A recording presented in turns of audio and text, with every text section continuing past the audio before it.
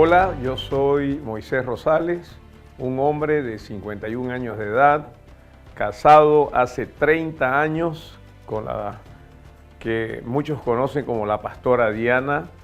Tengo dos hijos, Gabriel, María José. Estos nacieron fruto del amor de estos 31 años de matrimonio. En la actualidad tengo un hijo político llamado Daniel y ahora un nieto llamado Matías. Si usted me pregunta quién soy yo soy un hijo de Dios que de verdad cree que lo mejor que le pudo haber sucedido en la vida fue haber tenido un encuentro con Jesucristo y a través de Cristo Jesús haber sido adoptado como hijo de Dios. A partir de ese momento mi vida dio un giro de 180 grados, fui tocado por el Señor, fui sanado porque creí que era un hombre sano. Siempre he tratado de ser buena onda en la vida, pero cuando llego a los caminos de Cristo Jesús, cuando llego a la casa de Dios, me doy cuenta que hay muchas enfermedades en mi corazón, hay mucha dureza por circunstancias que pasaron a lo largo de, en ese tiempo, 36 años de vida. Creo que vengo de un hogar de clase media, con buenos padres. Mi padre era futbolista profesional, mi madre, entre comillas, ama de casa, pero siempre fue una negociante de la vida que tenía aspiraciones y sueños muy altos para nosotros, ya que aun cuando su primer hijo, mi hermano mayor, nació enfermo y vivió enfermo todos los años de su vida, mi madre se las ingenió para tener un bazar, para tener una peluquería en su casa, y fue así que nos criamos con un cuadro bastante difícil en la casa. Muchas veces la gente piensa que vengo de un hogar donde no ha habido problemas, pues creo que para bendición mía me crié en un hogar con un cuadro de enfermedad terminal que se prolongó por 17 años de vida. Era el hermano ahí muy pegadito a Juan, tenía 15 meses de diferencia, aún al colegio nos metieron para estar en el mismo curso de tal manera que yo pueda traerle las tareas a mi hermano porque habían meses que él no iba a la escuela. Creo que eso me marcó para siempre porque tengo anécdotas tristes, anécdotas difíciles, pero que eso me convirtió en un hombre fuerte, un hombre de convicciones, aun cuando era niño en ese tiempo, porque yo iba a la escuela, al colegio, desde la edad de los 5 años y recuerdo haber estado con Tonchi, así le decíamos en casa, hasta los 10 años de edad ahí en el mismo curso, y entonces yo le llevaba las tareas, pero a él le sucedían muchas cosas debido a su enfermedad. Pareciera ser, yo siempre digo así, y lo que era mi pensamiento de niño, era como si mi hermano entrase en cortocircuitos, porque de estar bien le venían fiebre, le venía diarrea, le venía de todo, como si haya hecho un corte y luego volvía a la normalidad. Bueno, muchas veces de esas tuve que cargar con él cuando se había ensuciado los pantalones, y eso hizo que yo me vaya cerrando o blindando a tener una mentalidad fuerte. La verdad que creo que todo eso es la plataforma de lo que yo defiendo hoy. Fue la dificultad lo que me hizo cerrarme y blindarme muchas veces a la burla, a las situaciones difíciles, y fue así que me crié con él 5 años de colegio. Y bueno, Tonchi era el mejor alumno del curso, aun cuando no iba meses al colegio. Yo no tanto, yo no tenía tanto tiempo para estudiar, pero siempre tenía unas buenas notas de media para arriba. Creo que el haber pasado estos años junto a mi hermano fueron algo que marcaron mi vida para siempre. Me recuerdo en el hospital de niños jugando con él a los soldaditos, y la verdad que era algo duro, porque yo no me podía enfermar, yo no me podía faltar a clases por esta situación de poder tener siempre que llevar las tareas. Yo siempre digo, a mí nadie me enseñó a hacer las cosas. Las aprendí solo porque no había tiempo, pues, ¿no? Había un hermano que se moría, que debatía entre la vida y la muerte, y fueron situaciones feas.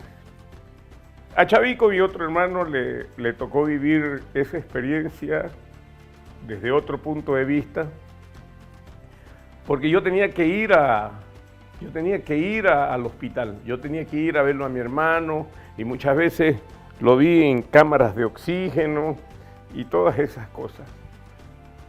La verdad que a Chavico yo creo que a Chavico le tocó la parte más fea, porque Chavico no podía ir al hospital, porque ya un hijo enfermo para mi madre y 2 niños más inquietos, y la gente lo podíamos convertir el hospital como en un jardín de infantes, ¿no es cierto?, donde te metes a los jardines y te metes a todas esas cosas, y Chavico se tenía que quedar siempre donde mis abuelos. La verdad que así transcurre, yo creo que la primera década de vida, todos a la vuelta de esta cama de mi hermano. Me recuerdo que cuando íbamos a los hospitales, todas las tardes tenía que ir yo, hacía la tarea, Tonchi, y a eso de las 7 me llevaban a la casa de mi abuelo. Y cuando llegábamos ahí a la casa de mis abuelos paternos, mi abuela no nos dejaba tocar nada. Nos hacía que nos lavemos con alcohol, que nos lavemos con jabón, porque decía que uno venía del hospital y, bueno, ya sabemos que en el hospital hay muerte, ¿no es cierto? Entonces mi abuela, o sea, siempre nos hacía lavarnos con alcohol. Así fueron mis primeros 10 años de vida. Mi madre siempre dice que he sido en mi niñez un chico callado. Y yo digo, claro, digamos, ¿cómo no voy a ser callado si hay un cuadro más grande que mi vida, más grande que al menos yo lo entendí desde niño, que mi hermano era el que necesitaba la atención? Entonces, fue un tiempo bastante duro, bastante difícil. Tengo una anécdota buena con Tonchi estábamos en primero básico ahí en el colegio La Salle, y La Salle donde es hoy, pero no había tanta construcción como las que se ven hoy cuando uno visita el colegio. Y siempre los curas han andado con sus Land Cruiser, con sus Jeep, con sus chatas, construyendo así como yo construyo en la Quinta de la Creación, y quedaban los huellones, y un día queríamos volvernos con Tonchi por el lado de atrás del colegio, que era alambrado en ese tiempo, y yo le digo pues que se suba a mi espalda, ¿no?, para que salte la huella que había hecho idas y venidas el Jeep, y para mi mala suerte Tonchi se suelta en el barro, se cae y se pone a llorar y me odia, digamos, ¿no? Y yo quedé al otro lado limpiecito. Entonces cuando llegamos a la casa le conté a mi madre, y bueno, tengo eso de contar todo lo que me pasa, lo bueno y lo malo, desde esa época, ¿no es cierto? Porque, o sea, no podía ocultarle a mi madre algo que nos había pasado, porque después por ahí le podía venir fiebre, le podía venir cualquier cosa. Entonces, siempre he sido, desde niño, de contar la verdad. La verdad que callados, pero digo callado para no ser problema. No me gustaba y no me gusta la polémica. Siempre he tenido sueños de que sería un hombre exitoso. Quería ser mejor que mis padres, de lógica quería ser mejor que mis padres, quería ser profesional, quería ser todo. Pero era ahí calladito. Ya cuando entro al intermedio, porque todavía me tienen que sacar del colegio, porque cuando vivíamos, mis padres siempre han vivido donde viven hoy día, y no era avenida, era una carretera al norte, así se llamaba, y cada semana atropellaban a algún niño que se cruzaba los camiones cañeros. Entonces, nosotros vivíamos cerca del colegio La Salle. Peor si nos veníamos por atrás, por el barrio de enfrente, pero teníamos que llegar a cruzar la carretera al norte, como se le llamaba en ese tiempo. Y el tema no era cuando salíamos a horario, ahí estaban esperándonos para cruzar, pero cuando sucedían estos accidentes que yo les he comentado, llegábamos hasta mi casa y mi madre era preocupada de que nos pudiesen atropellar a los dos niños, ¿no? De 5 y de 6 años. Entonces, mi adolescencia fue cambiando porque, bueno, cuando nos cambian de colegio, ya estábamos en un colegio dentro de nuestro barrio, ahí no había que cruzar ninguna carretera, no había peligro para nosotros, andábamos por el barrio. Pero ya en la adolescencia quisimos que vuelva yo al colegio La Salle y no se podía. Entonces me mandaron a unos colegios del centro de la ciudad y me tuve que empezar a rozar con otra gente, ¿no? El colegio ya era, tal vez al curso donde me tocó ir a mí, era el curso más chico, porque ahí se salía hasta bachilleres. Entonces fue una experiencia también por ahí traumática, porque no había tanto tiempo para mí, digamos, nos llevaban, nos dejaban y bueno, más o menos cada quien vea cómo lo puede sobrellevar. Estuvimos ahí estudiando, después ya llegaron Tonchi y Chavico al mismo colegio, hasta que llegaron los 13 años, los 14, los 15. Y yo digo, mis padres han sido severos y ultra ordenados, sobre todo mi madre. ¿Qué iba a hablar uno de novias? ¿Qué iba a hablar uno de cortejas? No, era imposible porque, yo digo, digamos, ¿no? O sea, que ahora que tengo 50 años, 51 años, digo, si mis padres, yo estoy seguro que si haya ido a mis padres para poder hablar de este tema, hayan hablado conmigo, pero yo en mi cabeza decía, ¿cómo ir a hablar algo si yo lo veo a mi hermano que se muere todos los días? Digamos, entonces, hubieron muchas cosas que las aprendí solo, otras no las hice por cobarde, por temor, por miedo a que me salgan mal. Y yo siempre digo, cuando llegó el tema de las chicas, el tema de las noviecitas a los 15 años, era bastante complicado porque mi padre era de horario, había que cumplir el horario, y me recuerdo que llegaron los 15 años y también llegaron las invitaciones para que sea paje, para que sea, ¿no? Pueda desfilar con las chicas, las damas de las quinceañeras. Ahí sí que tengo anécdota buenísima, porque me invitaban las chicas para que salga. Yo no tenía ni traje. Bueno, en ese tiempo creo que en Santa Cruz eran muy pocos los chicos que tenían traje. Entonces, no iba. Me quedaba jugando fútbol, hacía miles de cosas.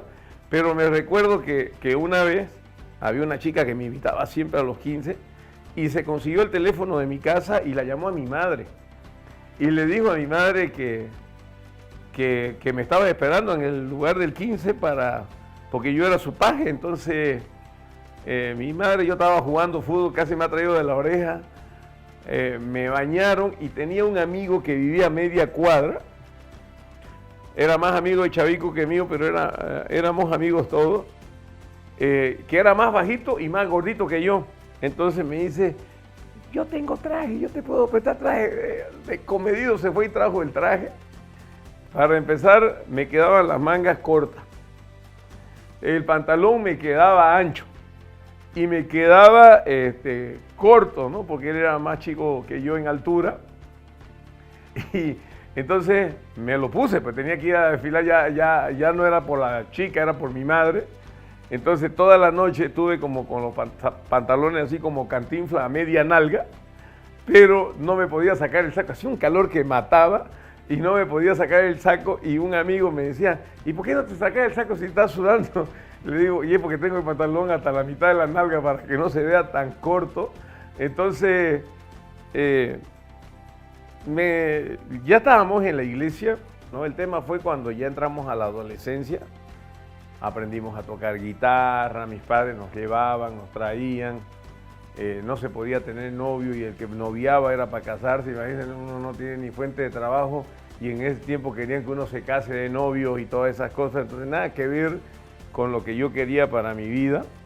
Entonces no me arreglé nunca en la iglesia, nunca tuve una novia en la iglesia y en el mundo era complicado también tenerlo porque me recuerdo en los 15 en esa época, las chicas se quedaban hasta la 1 de la mañana, digamos, las chicas buenas se quedaban hasta la 1 de la mañana porque los quinceañeros se acababan 1:30, 2 de la mañana.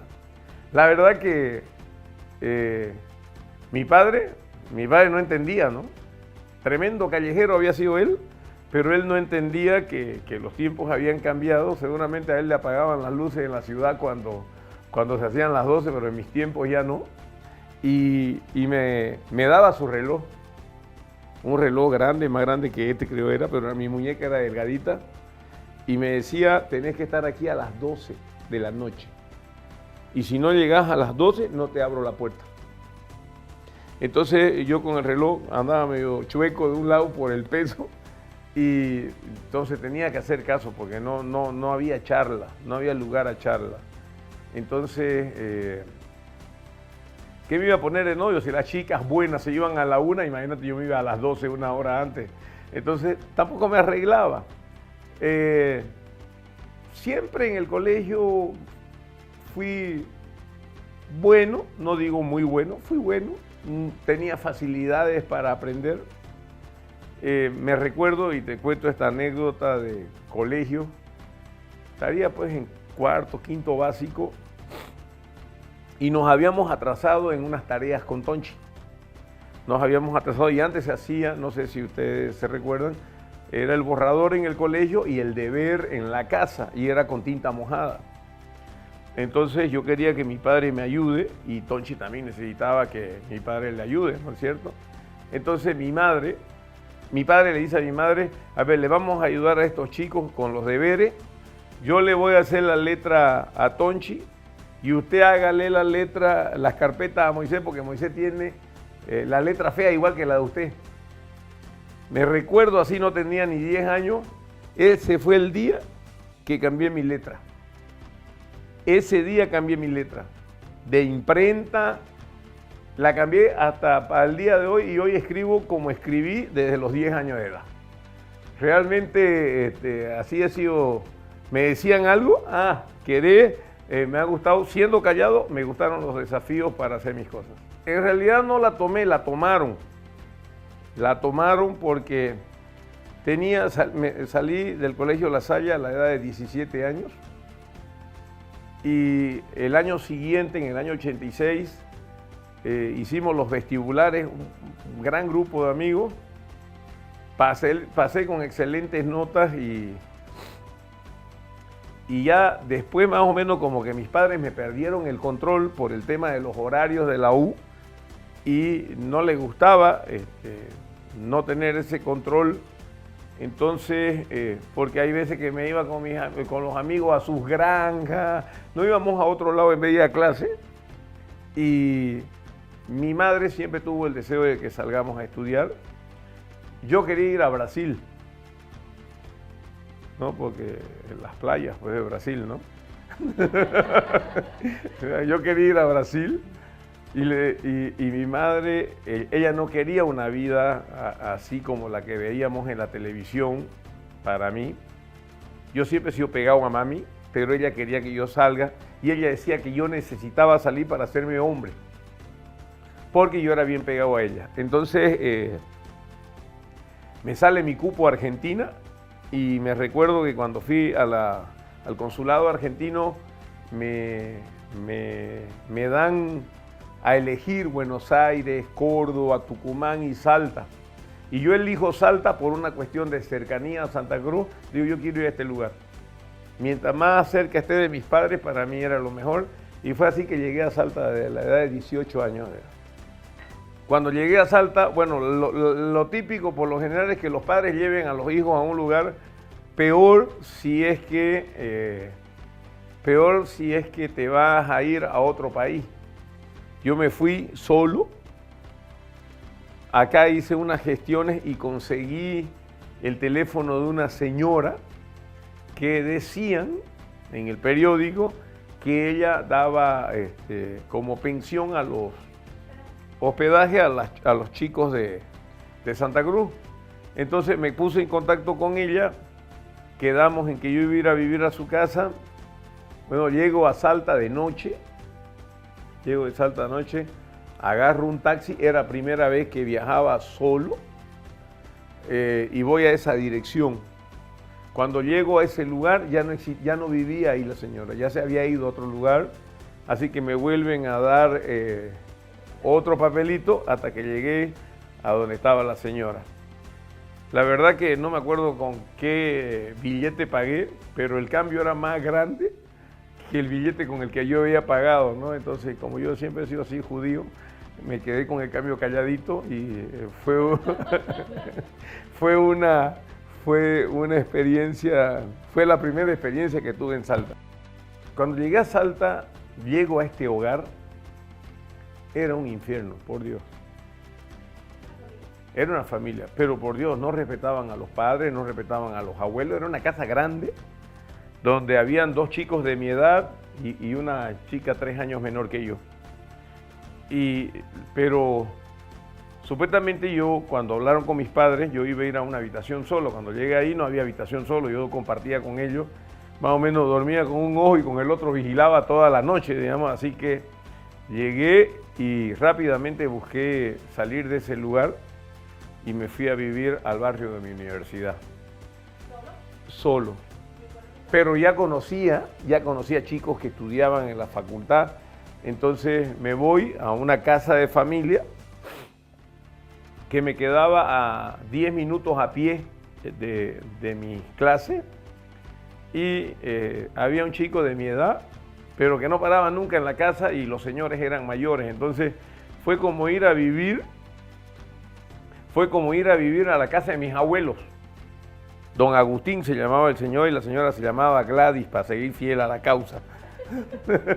Igual que mi madre. Cuando me voy a estudiar a Salta, a mí me gustaban las ingenierías. Y yo quería estudiar ingeniería civil o administración de empresas. Cuando yo me voy, no habían cupos para ingeniería civil, ese año no habían, y me sale para ingeniería industrial. Entonces cuando comienzo a estudiar, si bien el primer año era el mismo, pero no había la motivación porque no era lo que yo quería, pero aún así estudié tres años la ingeniería. En el segundo año me cambié a civil y entra en paro la universidad en Argentina. Entra en paro, o sea, yo me había ido huyendo de los paros y voy y me choco con los paros en Argentina.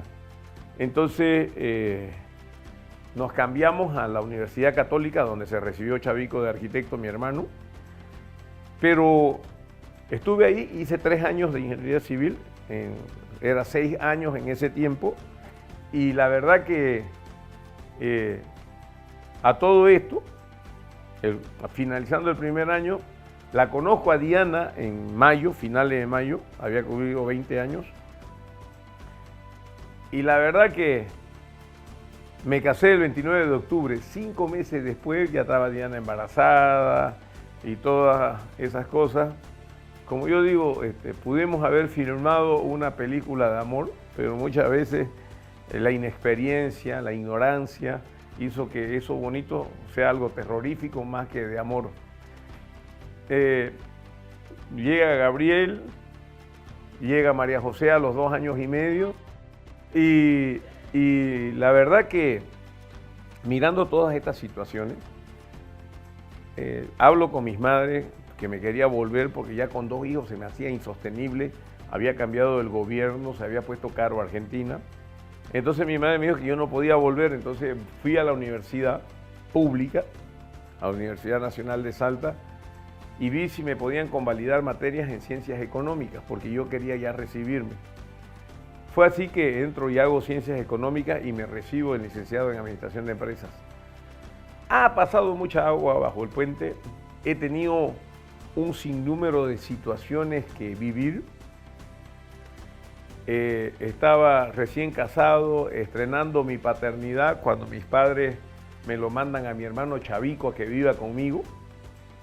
Chavico llegó sin el manual, era difícil entenderlo. Si ahorita que tiene 60 años este es grave, y cuando tenía 18 era, piensen nomás cómo era. Pero ahí vivíamos 3 chicos con un bebé, que era Gabriel. Había veces que me iba a la universidad tranquilo y cuando volvía, hecatombe, afuera de mi departamento, Diana y Chavico habían peleado como hermanos más o menos. ¿No? Entonces, hecatombe nuclear. Entonces yo llegaba y estaban los vecinos ahí hablando con ellos. Qué vergüenza, digamos, hablando con ellos porque se habían discutido feo, se habían insultado y todas esas cosas.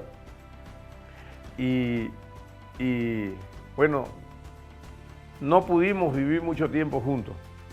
Yo no tenía problema, digamos, con mi esposa Diana, ni con mi hermano Chavico. Yo a los dos los amaba por igual y entendía cada uno cómo era cada uno. Entonces Chavico decide irse a vivir con unos amigos. Peor ya, ¿no? O sea, la responsabilidad mía era ir a fiscalizar a mi hermano menor, a ver si no se había ido a beber, si no había ido a pelear, si no había ido a lo uno, a lo otro. Entonces, pero así nos recibimos los dos. Chavico es arquitecto hoy, yo soy administrador de empresa. Pero hubieron miles de problemas, con migración, el traspaso, el cupo a la Argentina. Pero yo decía, yo no me puedo volver a mi país sin un título profesional, porque ya había decidido eso a mis 18 años. El día que fui a estudiar, yo dije, solamente he venido para estudiar la carrera y volver a mi tierra. O sea, siempre tuve claro dónde quería vivir. Después de haber vivido 10 años en el extranjero, también entendí que el extranjero nunca deja de ser extranjero. La gente te quiere, te ama, pero a la vez que vos errás, te dicen que sos extranjero, te recuerdan que no sos de esa tierra. Tengo miles de amigos en Argentina, hasta el día de hoy, me escriben, cuando voy a Salta, me junto con ellos, visito mi universidad para ver si no han puesto alguna foto mía ahí en el mural de la facultad. Pero la verdad que me siento hoy un hombre feliz y satisfecho por haber logrado en medio de la adversidad tantas cosas graves que me sucedieron. Yo creo que lo peor, cuando te acostumbras a tener un enfermo en la casa, lo peor es que ese enfermo desaparezca. Porque cuando está el enfermo tenés una motivación de generar un bienestar para que el enfermo se sienta bien. Es decir, que no importan tus problemas, sino que cuando te acercás trates de llevarle ánimo porque realmente hay alguien que está peor que vos. Cuando Juan muere, el 7 de febrero del año 85, ese año yo me graduaba de bachiller, la vida se puso difícil. Porque imagínate, mi madre se había casado a los 17, 18 años y cuando Juan muere, ella habrá tenido unos 34, 35 años de edad. Se quería volver loca mi madre. Entonces ella se mete a la intercesión porque Dios le había dicho que así como aprendió a orar por mi hermano, ella iba a orar por la iglesia. Entonces el ministerio de intercesión de esta casa es desde el año 85 y no fue porque se copió de algún lado, sino porque Dios le habló a mi madre específicamente. Papi se metió al pastorado porque en el año 84 lo habían puesto adelante de la obra y en el año 85, el 27 de abril del 85, lo ungieron pastor desde esa época. Entonces, imagínate una madre que se hizo intercesora, un padre que se hizo pastor, Chavico que se hizo pandillero, quedé solo librado a mi suerte, buscando qué iba a hacer de mi vida. Entonces siempre fui callado, creo que que mi naturaleza no era ser callado, pero lo tuve que ser por las circunstancias, digamos. Entonces, cuando me voy a estudiar a Argentina en el año 87, las cosas cambiaron. Para mí cambiaron tremendamente. Extrañaba mucho, parecía mujer, digamos, ¿no? Porque me llegaba a la carta y me ponía a llorar y tenía ganas de volverme, pero creo que también por eso me casé con Diana, porque extrañaba mucho y necesitaba hacer un nido, digamos, ¿no? Lo que no sabía es que ese nido me iba a hacer entender para poder convertirme en el hombre que soy hoy día. Lo llamé a mi padre y le dije que iba a ser abuelo. Por teléfono lo llamé y le dije que iba a ser abuelo. Gracias a Dios, ellos habían ido al año y medio de que yo fui a Salta, fueron a ver dónde estaba viviendo su hijo y ahí ya me conocieron con Diana. Entonces, y Diana les cayó bien, entonces cuando le dije que estaba embarazada, mi padre se puso contento, él tenía 42 años de edad, sabía que iba a ser abuelo, feliz se puso, pero mi madre me quería colgar porque mi madre me dijo que me mandó a estudiar y no a tener hijos. Entonces yo le dije que cuando hice el hijo también tenía tiempo para estudiar. Yo, gracias a Dios, le caía muy bien a la gente, a los argentinos, mis amigos, era querido. Sabía que no era igual que ellos, no solo por la ciudadanía, sino también porque ya era padre, era esposo y entonces tenía diferencias. Comencé a estudiar, fui avanzando en la universidad,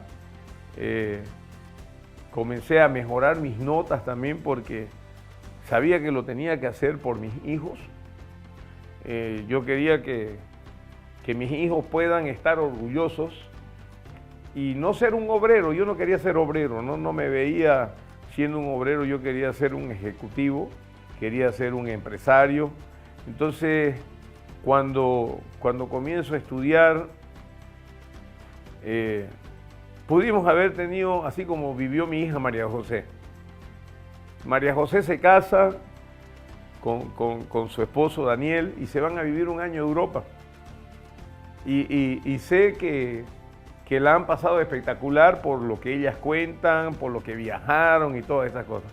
En el caso mío, yo también pude haber vivido así, aunque con hijos, pero lo pude haber vivido así porque yo no tenía la necesidad de trabajar. Vivía alcanzado, pero teníamos casa propia, entonces no había esa preocupación por los alquileres. Pero tuvimos muchas diferencias,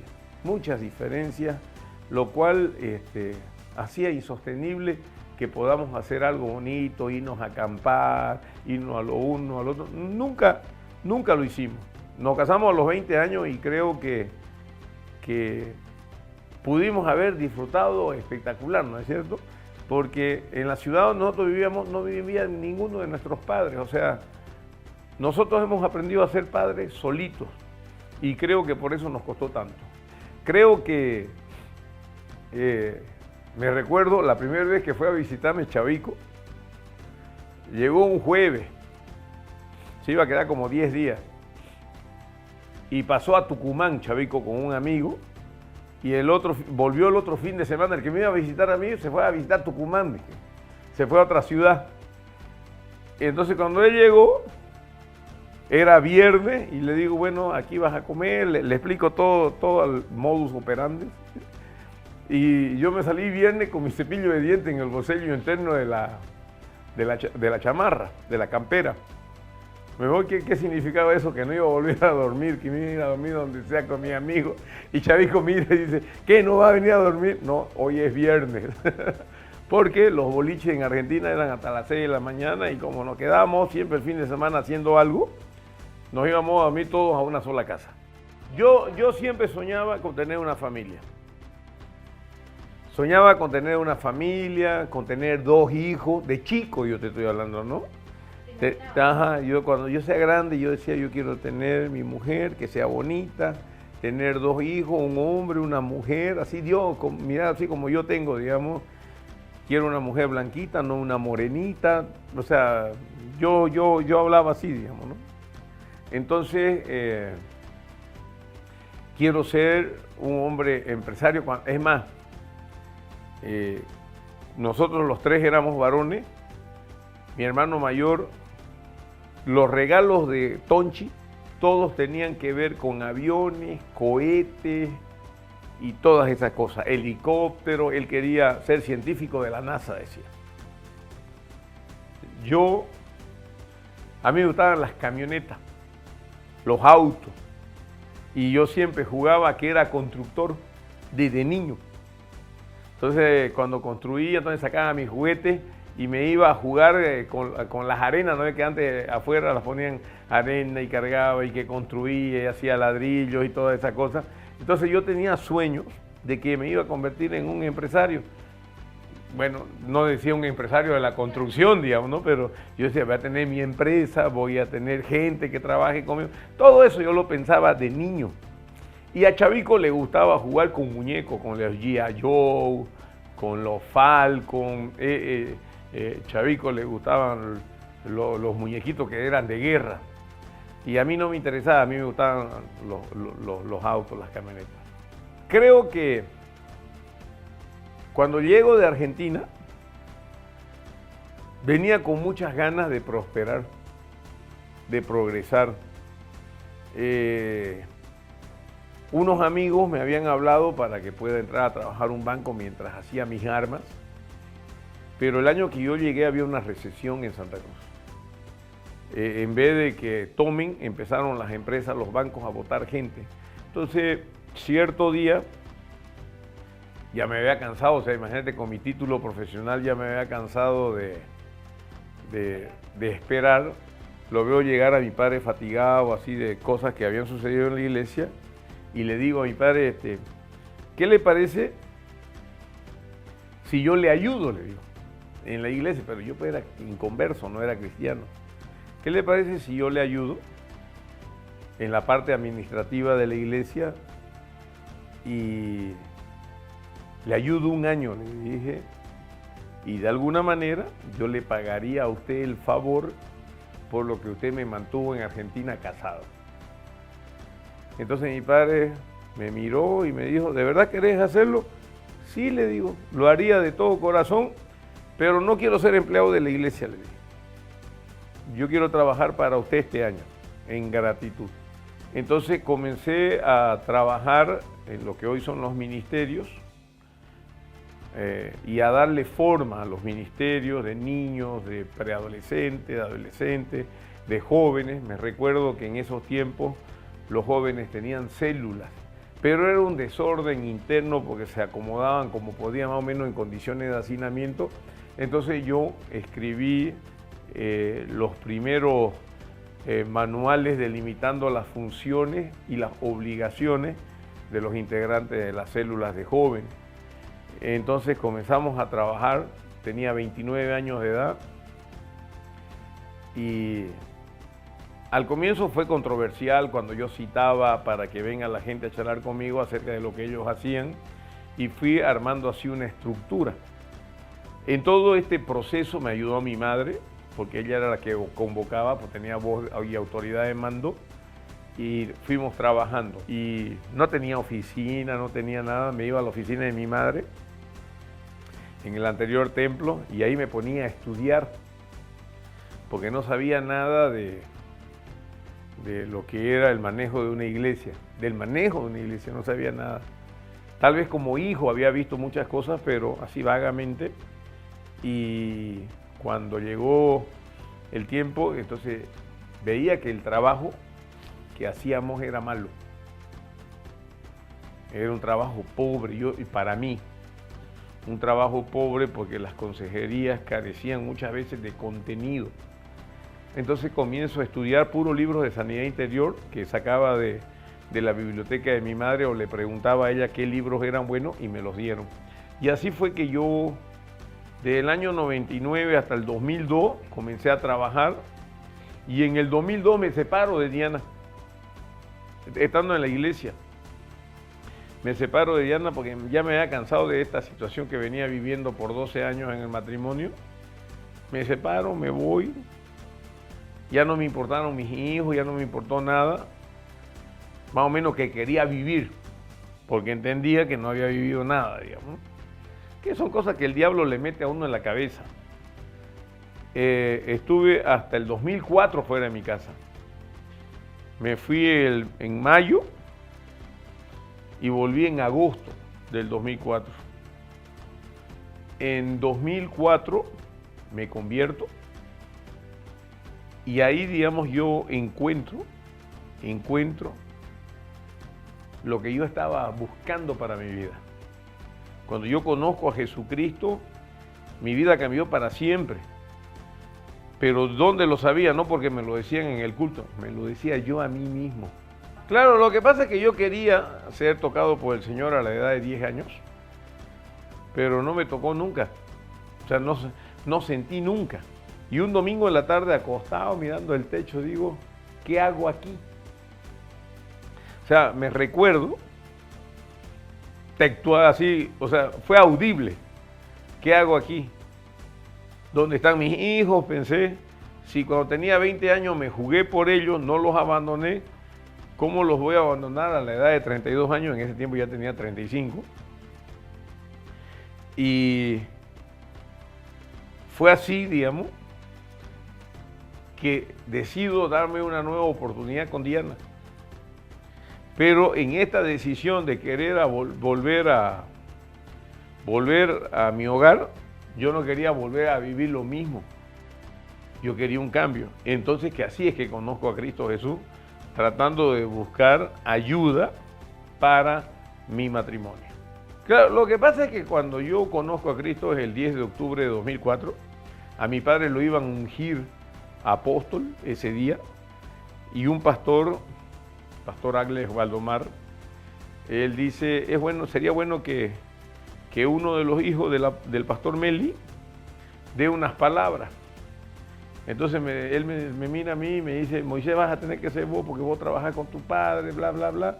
Y no hubo manera de zafar. Entonces yo subo al altar, ahí le demuestro mi amor a mi padre y lo reconozco como un hombre de bien, pero también reconozco, sin querer yo o sin haber preparado nada, de que lo mejor que le pudo haber pasado a mi familia fue haber encontrado a Cristo Jesús y a la iglesia como ser el sostén de las relaciones sociales y fraternales para nosotros, ya que como mis padres se volcaron a la iglesia, teníamos mejores vínculos con gente de la iglesia que aún nuestros propios abuelos y tíos. Entonces, cuando yo hablo ese día, fue como robarse el show, porque toda la gente más o menos el diablo se arrepintió, ¿no? Llegó el milagro, el diablo se arrepintió, me convierto y este mismo pastor Alex va y me visita la semana siguiente para invitarme a predicar a su iglesia. Peleamos en tires y aflojes y le dije que no iba a ir. Yo había subido al altar el 10, él quería que yo predique el 17 y él no me pudo convencer y me dijo, bueno, te voy a dejar descansar este fin de semana, pero el otro fin de semana te espero. Y eso no lo negociamos, te espero. Y se fue. Entonces, el 24 de octubre de 2004 fue mi primera predica. Y desde ese día hasta ahora no dejé de predicar nunca más. Y me recuerdo que en septiembre de 2005 era el retiro de Sanidad Interior. Y voy a contar esta anécdota porque creo que no la conocen. En 2005 viene el retiro y todos hablaban del retiro de la sanidad interior, de la intercesión. Y a mí venían y me decían mis colegas de trabajo, ya vas a ver, has ido a muchos retiros, pero ni uno como este. Me recuerdo que antes de ir, todo el mundo me hablaba de que estos retiros, Dios hablaba de manera audible. Es que vos no conocés los retiros, entonces yo le decía, yo conozco porque desde niño mis padres me han llevado a retiros. Sí, pero no has ido a estos retiros donde Dios habla de esta manera. Entonces me fueron contando todo lo que sucedía en estos retiros y Dios te va a hablar, y Dios te va a hablar. Entonces yo, que ya había comenzado a leer la Biblia, entonces yo decía, ustedes han escuchado, yo decía así, ¿no? Ustedes han escuchado que Dios le ha hablado a muchos. pero cuando escuchen lo que me va a decir a mí, ustedes van a quedar sorprendidos, porque lo que Dios me va a decir a mí no se lo dijo a nadie. Entonces, ya yo los empecé a molestar con este tipo de pensamiento, hasta que un día se lo digo a una hermana, ella me está diciendo, Moisés, ¿estás preparado para el retiro? Me dice, mientras tomábamos un café. Sí, y ya te he dicho, le dije, ¿no? Que cuando Dios me hable a mí, todos van a quedar perplejos y atónitos por lo que Dios me va a decir. Va a decir que yo soy su hijo amado, yo así decía, ¿no? Que soy, en el cual tiene complacencia, todo, yo le hablaba. Y ese día parece que la hermana estaba mal encachada y me dijo, si te lo dice, será pues la pastora Gladys como madre, no como Dios, me dice. Me recuerdo que todos estaban postrados, tirados en los pisos, parecía que había caído una bomba, todos tirados en el piso. Y en ese tiempo solamente iba un cantante y un tecladista, nada más. Pero el tecladista te llevaba al cielo en 3 pasos, 1, 2, 3 y entrabas al cielo a adorar. Y me recuerdo que yo me voy y me siento en primera fila, pues ya sabía que mi lugar con mi madre era la primera fila. Llovía fuertísimo, no había con quién charlar, no había cómo te distraigas. Cuando yo estaba ahí, también yo me arrodillo, me echo en el piso. Cuando se viene la hermana que se había enojado conmigo. Se viene la hermana que se había enojado conmigo cuando yo le dije que ella iba a escuchar que Dios me iba a hablar, y ella dijo, va a ser tu madre. Pues Dios la utilizó a ella y ella me dijo lo que Dios tenía para mí. Realmente fue algo sorprendente porque todos los de la oficina sabían que ella estaba molesta o se había molestado por todas las bromas que... Y cuando Dios me ungió, Él decía que Él me convertía en un Josué. Y mira, ahora vas a entender esto. Dios decía que Él me convertía en un Josué, que mi padre, para la iglesia, había sido un Moisés. Mi padre había sacado al pueblo de la esclavitud de Egipto, pero yo me convertiría en un Josué para meter a la gente a la tierra prometida. Y la verdad que yo miro mi ministerio, el mío tiene que ver con vivir el reino, con cambios de mentalidad, con ser fructífero. A mi padre le tocó la parte, yo digo, más difícil, en el sentido de que él tuvo que sacarlos del pecado, sacarlos del mundo, pero a mí me tocaría introducirlos a la tierra prometida. Desde el primer día, allá me ungieron como siervo, me acuerdo. Pero cuando me ungieron no era ni pastor, no era nada, me ungieron como siervo. Y cuando me ungen como siervo, el tema era decirle a mi padre, que venía más o menos ungidito, ¿no? Su hijo. Entonces llego acá y le cuentan todo a papi. Y en el 2006 me ungieron pastor. Me ungieron pastor, pero yo era una trompeta que sonaba con un sonido diferente. Yo predicaba como hablaban los intercesores. Entonces, todo eso causó cierto recelo en todo el liderazgo de ese tiempo. Y desde ese año, del 2005 hasta el 2012, mi liderazgo sufrió harta oposición con los líderes de la antigua camada. Y ni eso me cayó, porque me parecía a mi madre, y siempre decían que yo me parecía a mi madre al predicar. Y fue así, digamos, que en 2012, después de que en una activación, la primera que fue internacional, un pastor que vino invitado dijo que mi nombre era Moisés porque había sido rescatado de las aguas del mundo. Y que ese día se cortaba la oposición a mi ministerio. Y fue así. Y en 2012 fui ungido apóstol. Cuando a mí me ungieron pastor, yo sabía que sería apóstol por mi forma de hablar. Porque sabía que me gustaba más hablar del reino que hablar de las 4 paredes de lo que era la casa de oración. ¿Cuál es mi trabajo, mi obligación ahora que Dios me abrió las puertas para que las multitudes vengan a nosotros? Es que nuestro trabajo cada vez tiene que ser mayor, cada vez tiene que ser mejor. Por eso es que yo soy así un poco hincha, y me gustan las cosas bien para el Señor y me gusta innovar, pensar, porque tengo una parte creativa dentro mío que siempre trata de salir. Bueno, ya terminando esta linda entrevista humana, seguramente tú que me estás escuchando estás ahí tal vez un poco sorprendido por la vida que pude haber llevado, pero te hago un reto, un desafío, si quieres escribirme o hacerme alguna pregunta acerca de mi vida, cómo fueron los momentos buenos, los malos, yo te los puedo contestar en un próximo programa. Decirte que para convertirte en un constructor de sueños, solamente debes saber escuchar la voz de Dios, esa voz interior que Dios te ha dicho que tú tienes que cumplir aquí en la tierra. ¿Cuál es el objetivo por el cual tú has venido aquí y estás hoy viviendo en este siglo XXI? Siempre digo, Dios no se equivoca ni en el tiempo ni en el lugar en el cual yo tuve que haber nacido. Creo que tengo una obligación para con Dios, para con mi familia y para con toda la humanidad.